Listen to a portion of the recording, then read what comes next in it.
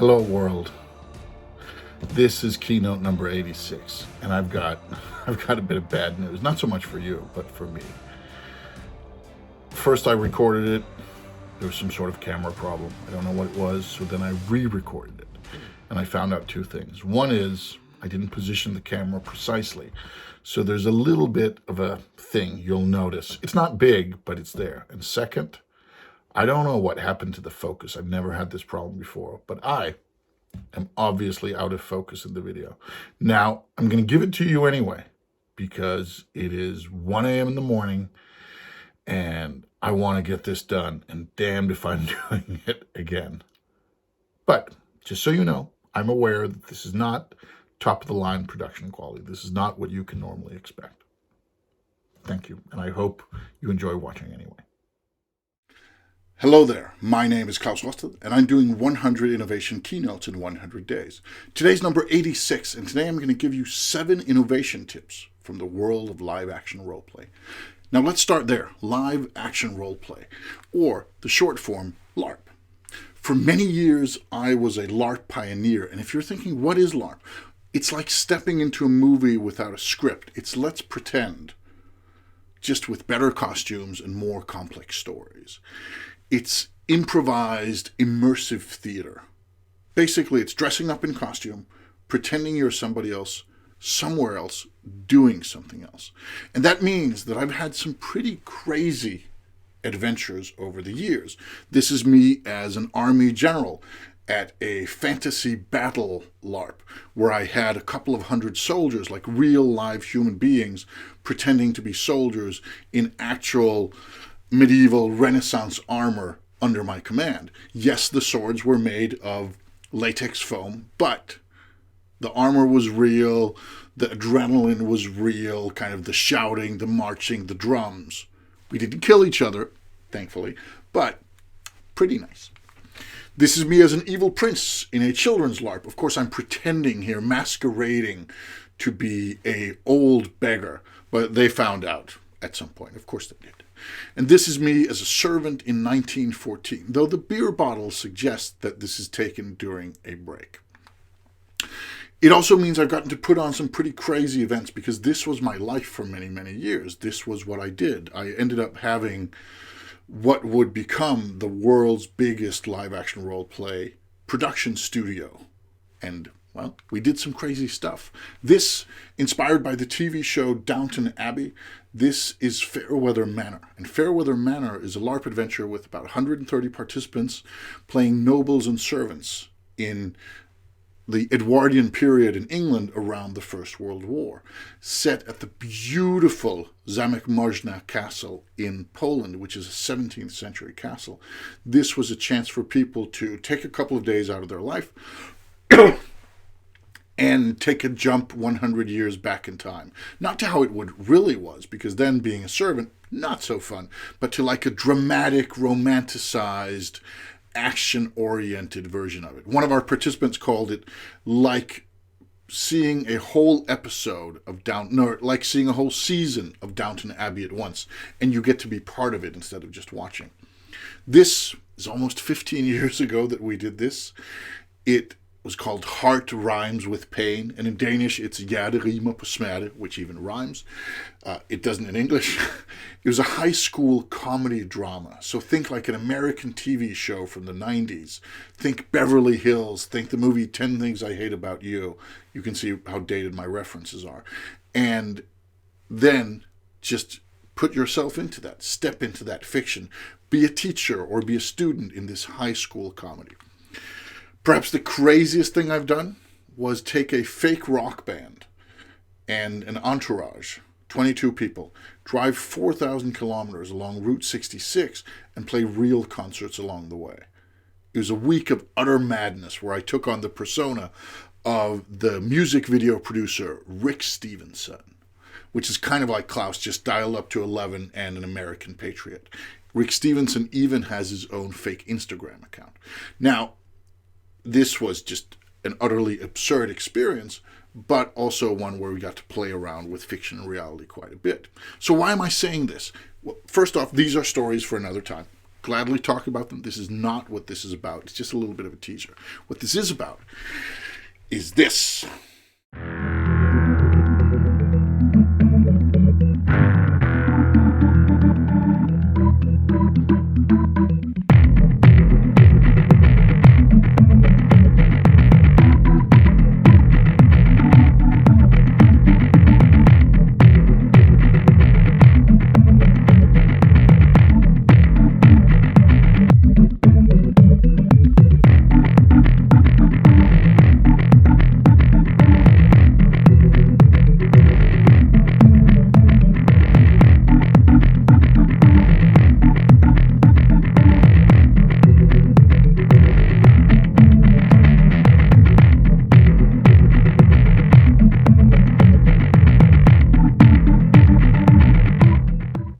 The original was 48 hours of nonstop action. So the participants slept at the office of this ad agency. They ate at the office. They partied at the office. At all hours, new assignments would be coming in. They had an internal, some sort of communication system we used. I think we used Google Plus at the time, something like that. And they got mails in because, of course, they had fake mails. It also meant that they would be getting in kind of a Japanese client wants an advertising campaign at 3 a.m.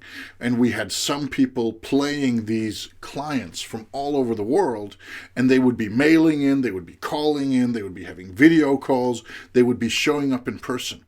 And some of this was just like regular stuff that might happen to an actual advertising agency, like help us promote adult diapers in Japan because the aging population is going to need that, so we need to kind of pave the way. That's a thing that could happen. Some of it was pretty dark stuff, like the guy who called in from Uganda, an actual Ugandan who kind of looked the part, called in as a blood diamond merchant wanting to help with some promotional stuff. And that sort of thing. So some of it was realistic, some of it was dark satire. And for 48 hours, our participants kind of breathed this atmosphere of this hotshot, next generation creative agency with its own rule, its own morality, its own language, its own hierarchies. And it was crazy. Now, it even got picked up by media. There was a mini documentary about this, which you can find online. The project is called Panopticorp and is in itself a rerun of an earlier Norwegian project. And this got picked up by media, amongst others, one of the big, one of the big English tabloids, and from there it spread.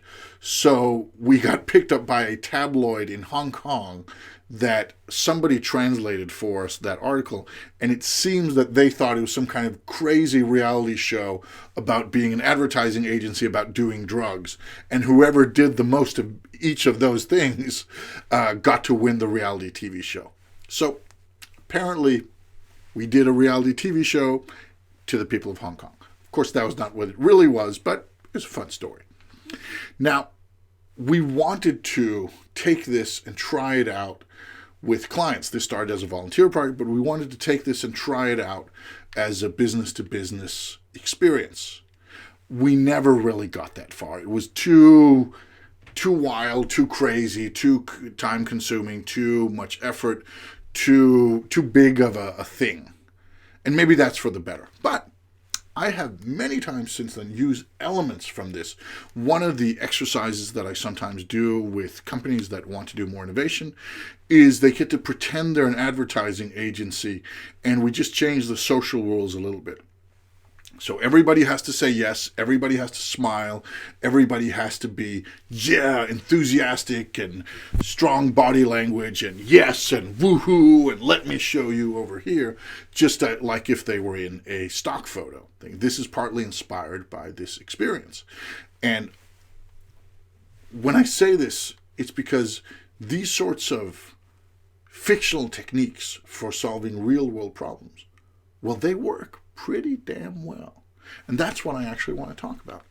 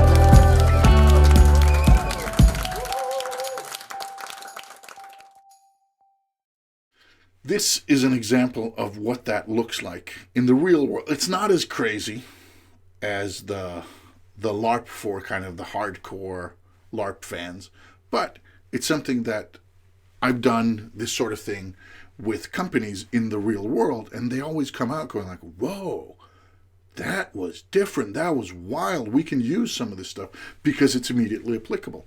And for that reason, I want to share 7 things that work extremely well when you take a little bit of fiction and interactivity into your innovation spaces. First off, the mind doesn't know the difference. The mind does not understand the difference between saying, okay, these are the rules of society, these are the rules of the company, these are the rules of our group, and these are the rules of our fiction.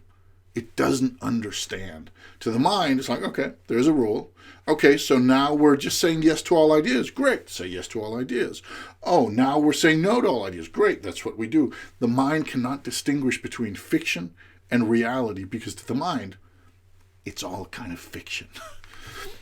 Fiction allows you to take chances. If you are pretending to be like the young, rebellious, always try something new and always talk before you think, then you have license to do that sort of thing.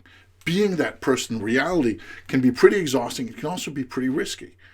As somebody who gets called into meetings, one of the reasons that I get brought in by organizations is to be that little bit of a wild card, to be that person who will say, you know, what if we did it differently? Or everybody's agreeing, but I think that's a bad call. Now, not always. I do other work as well, but that's some of the work I do because I have license. I come out from the outside. I'm a little bit of a dancing monkey, so I get to be that guy. Not everyone does because it's risky. If you put in a fictional element, you just tell somebody, Robert, for the purpose of our next 30 minutes, you are the naysayer, or you are the yay-sayer, or you are the guy who says, what'll it cost? Or you're the guy who says, don't tell me what it costs. Because you get license from fiction. You can take risks. And an extra point here, if you make it satirical, you can go crazy. Yes, designing milk advertising, that's fun. Designing a new corporate image for a bank based on the bankers as heroes and modern day dragon slayers, sure, that's entertaining, that's fine. But getting to design a campaign for euthanasia, Yodo, you only die once. That's something where people get to play around. They get to play around with their dark sides, and they get to come up with ideas that are more wild, more kind of pushing the envelope, more forward thinking because of the subject matter. And then they turn around and say, whoa, that was actually a great idea. Not for this kind of weird euthanasia campaign we're doing for fun, but like for an actual milk commercial. So by going dark, you get to bring out the crazy. And that's pretty good for creatives. Simulation makes it feel real. It's very easy to sit down and say, okay, let's try to come up with ideas for a milk commercial. Yeah, that's fine. Or let's try to come up with ideas for like a fictional customer. Sure. But if you put it in a different feel, if you make the space different, so it feels like you're in this kind of hipster ad agency, if you put in the music to support it, this like energetic techno music that we had running throughout most of the event, if you put in crazy clothes, crazy culture, crazy rituals, then every step you take to remove it from your normal reality opens up for creativity. So simulating another world makes it feel real, and that makes it easy to relate to. It makes it easy to take what you take there, what you find there, what you do there, what you create there, and bring it home afterwards. So this is both extremely funny and also pretty scary, because some people, both people who participated in kind of the hardcore LARP version and people I've done this with in more corporate spaces since, they go like, whoa, I didn't know I had that in me. Because once they're unleashed, they get to go. They realize, oh, the reason I don't do this thing normally is because I stop myself because of this or this or this reason, or others stopping, but it's usually themselves. So watching people just go, and they'll come up with the funniest stuff, with the wildest stuff, with the most innovative stuff, and also sometimes with some bad shit. And then they go, oh, was that me? Did I suggest using kittens in the euthanasia campaign? So, what you get out of this, you get a lot of bad ideas, but you also get a lot of good ideas. I remember from when we did it, the one where the video clips are from, when we did it with the role players, kind of with the experienced improvisers, the theatricals, so to speak, that there was one guy we had coming in to play like the big potential client from Danske Bank, one of Denmark's leading banks. And he came in, and this was a guy who came in and looked and felt like a bank executive, because in his real life, he's a consultant. He was then, he still is now. So he knew the lingo. He knew what it was like to be in that sort of situation. He'd been on the other side of that table. So he was incredibly believable. And when we kind of debriefed with him afterwards, he said, okay, it was fun and great, and thanks for letting me be part of it. But wow, they had some good ideas. This was a good way of coming up with actual ideas. And he said if he'd been at Danske Bank, he would have taken some of that seriously. And we later flirted a little bit with the Danish milk company, Arla, about maybe doing this as a workshop for idea generation for them. It never happened because of reasons, but the flirting was there with this corporation saying, okay, so if we put in not too much money and effort into this sort of very, very different setup, then you'll say you're going to give us like 100 pretty good ideas. Interesting. Now that's something still on the to-do list for me because things took a change, yada, yada. We'll see, but the possibility is still there. And finally, number 7, this is something I've found out since I've kind of shifted gears and no longer work in the live-action role-play space. I'm no longer a LARP pioneer. That was my life for a long time, but it no longer is. I'm still fully in the innovation space, though, where I've always been. It's now just the broader innovation space instead of kind of the smaller, more specific innovation space. A lot of this, it's pretty real. The difference between sitting down at a pretend ad agency and trying to come up with solutions to a problem that a client has, and sitting in a very real, very serious, very high impact room somewhere at some Fortune 500, Fortune 100, big governmental organization, whatever it is, like really big stuff. It's not the same, but it's pretty damn close. So I found that this sort of thing has given me a lot of good training, and people who've tried one of these will be able to adapt to the other. Now, of course, you don't learn all the expertise, you don't learn the lingo, yada, yada, but you get a feel for like being in that situation. And that impressed me how similar it actually is. Because we were just, at the beginning, we were just having fun, right? So, if you want to boost your innovation, there are many ways you can do it, but one of the ways you can do it is you can take a step into the world of let's pretend. Because once you let people pretend, you get rid of all sorts of inhibitions. You get rid of all sorts of things holding them back. And then you get to tap into their untamed, raw, creative juices. That can be scary, but it's definitely engaging. And it produces results. Let's put it that way. Well, that's that. Thank you.